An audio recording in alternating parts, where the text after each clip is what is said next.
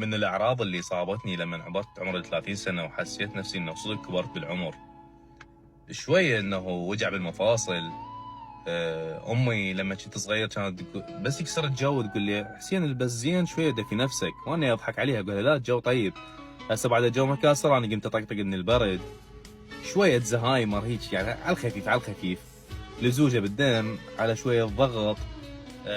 قمت اسمع عبد الحليم حافظ وام كلثوم اسلطن عليهم، يعني شغلات للامانه كنا نقلد بيها على اهلنا، بس احنا قدرنا نعيشها. ترى والله العظيم الموضوع يذكر انه انت تحس نفسك كبرت بالعمر، او تنصدم انه انت كبرت بالعمر، بس بعدك تحس نفسك صغير. بس هي الصدمه لا، انه احنا صدق كبرنا.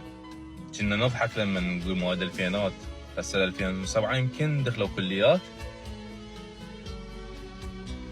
30 سنه هي هاي اعراض ال 30 سنه.